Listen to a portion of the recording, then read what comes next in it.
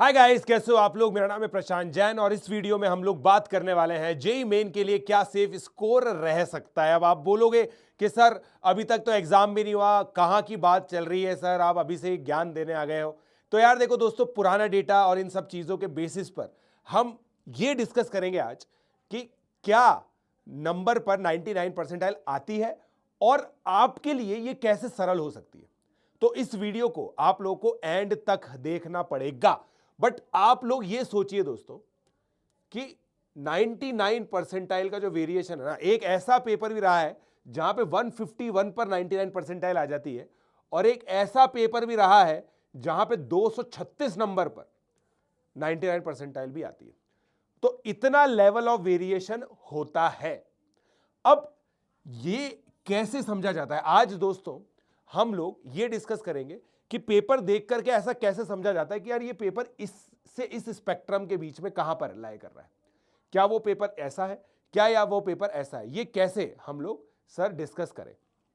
तो इसीलिए आज का वीडियो तो आप लोग एंड तक देखिएगा। बाकी अब इस नंबर तक पहुंचेंगे कैसे, उसके लिए आप लोग अनअकैडमी का सब्सक्रिप्शन ट्राई कर सकते हैं। और इसके लिए देखिए बहुत ही बढ़िया चीज चल रही है, 3 दिन का फ्री ट्रायल हम लोग आप लोगों के लिए लेकर के आए हैं। और इसमें आप लोग मेरी कितनी भी क्लासेस है वो सब लोग देख सकते हो आप, और किसी की भी है ना, किसी भी एजुकेटर की क्लासेस 3 दिन तक आप देख सकते हो। स्मार्ट बोर्ड पर हम लोगों ने पढ़ाना स्टार्ट कर दिया है, तो आप देख सकते हो कि भाई कैसे अब अनअकैडमी की पढ़ाई होती है। पीजे लाइव कोड यूज कर सकते हो, डिस्क्रिप्शन में लिंक अवेलेबल है। और आपका जिस समय आप सब्सक्रिप्शन लोगे उसी समय से 3 दिन का जो फ्री ट्रायल है वो चालू हो जाएगा। ठीक है, तो जल्दी से आप लोग स्टार्ट कीजिए ताकि आप मुझसे पढ़ सके। अब हम काम की बात करते हैं।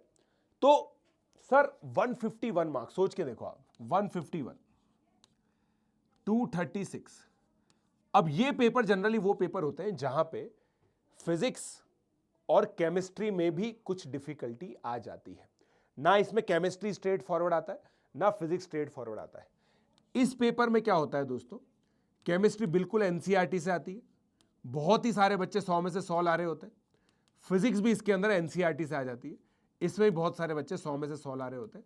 एंड दैट इज हाउ 236 जैसा हाई स्कोर 99 परसेंटाइल पर आता है। बट हैविंग सेड दैट दोस्तों, आप लोग को जो चीज समझना है ना वो ये है कि अगर कुछ सिंबल्स होते हैं जिससे आप लोगों को पता चलेगा कि पेपर, क्योंकि देखो अभी आपको ना मैंने एक चीज बताई थी, जो 19 पेपर्स है ना 2025 के, इनको आपको बिल्कुल संभाल के रखना है, इनको बिल्कुल भी अटेम्प्ट नहीं करना है आपको। ये आप अटेम्प्ट करेंगे दिसंबर और जनवरी में। ठीक है, दिसंबर और जनवरी में आप इनको अटेम्प्ट करोगे। अब जब आप इन पेपर को अटेम्प्ट करोगे ना, तो ये पेपर जब अटेम्प्ट होगा उसके बेसिस वहां पे ये स्पेक्ट्रम आपको दिखेगा। अब वहां पे आपको जो मैं ज्ञान दूंगा ना वो ज्ञान अप्लाई करना है, जो ज्ञान मैं आपको दूंगा वो ज्ञान आपको वहां पर अप्लाई करना है। तो देखो दोस्तों, जनरली आप लोगों को मैथ में अगर न्यू क्वेश्चंस दिख रहे हैं, जैसे आप सारे पीवाईक्यूज करके जाओगे, देखो जो बच्चे कुछ नहीं करके जा रहे हैं ना उनको तो हर चीज ही बहुत टफ लगेगी। ठीक है, क्योंकि भाई 151 पे 99 परसेंटाइल आ रही है, तो कोई कोई बच्चे तो 10-12 नंबर भी लाते ही होंगे, है ना। तो अब अगर आप वो वाले बच्चे हो जिनको भाई कुछ भी आइडिया नहीं है, कोई पीवाईक्यू कुछ नहीं कर रखा, तो फिर 99 परसेंटाइल का डिस्कशन करना बेकार है। बट अगर थोड़ा सा आप ट्रैक पर हो, बैकलॉग भी है तो कोई दिक्कत नहीं है, बट आपको ये पता है कि भाई मुझे 2021 से 2024 के पीवाईक्यूज खत्म करने, और बहुत सारा जो प्रिपरेशन है ना वो उसी चीज पर डिपेंड करेगा, कुछ ज्यादा हाई फैशन किताबें कुछ नहीं करनी है, तो फिर आप अभी भी बहुत कुछ कर सकते हो। तो मैथ्स में न्यू क्वेश्चन दिख रहे हैं, फिजिक्स के अंदर आपको कैलकुलेशन दिख रही है, केमिस्ट्री के अंदर आपको कैलकुलेशन दिख रही है, फिजिकल केमिस्ट्री का ज्यादा वेटेज दिख रहा है। तो ये जनरल एक ट्रेट होता है इस वाले पेपर का।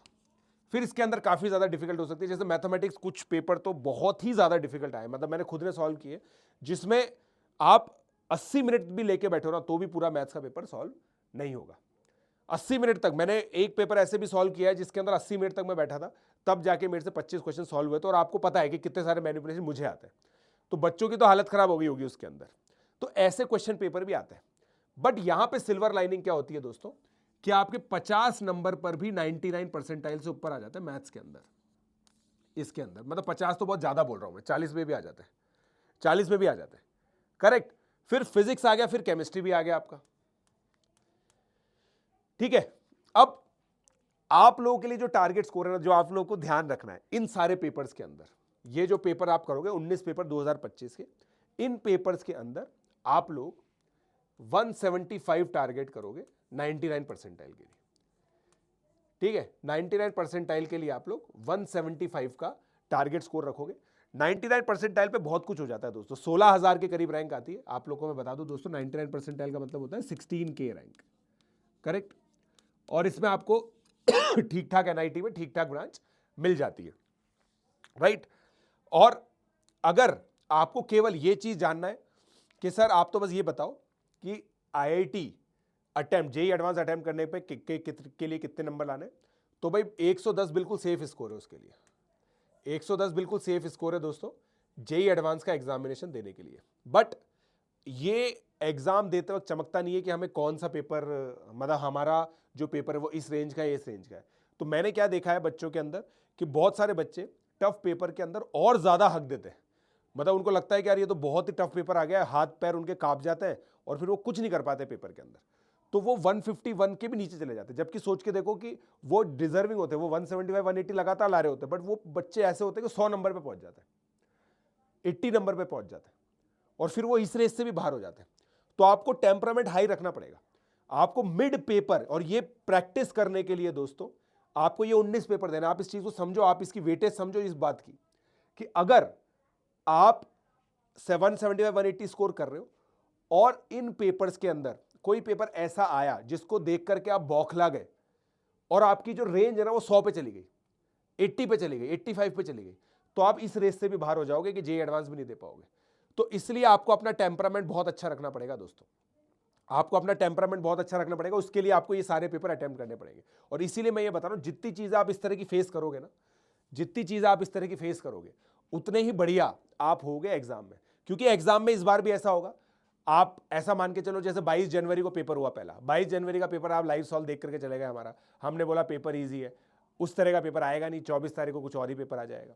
जनरली पेपर की जो डिफिकल्टी होती है वो ऐसी होती है, पहले बढ़ती है बढ़ती है बढ़ती है, फिर मैक्स आती है, फिर नीचे घटनी चालू हो जाती है।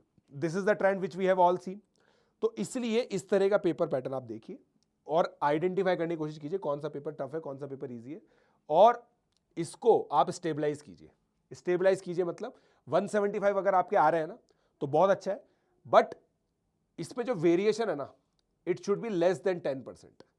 वेरिएशन जो है ना दोस्तों लेस देन 10% होना चाहिए। अगर 10% से ज्यादा वेरिएशन है ना then there is fundamentally wrong thing in your preparation.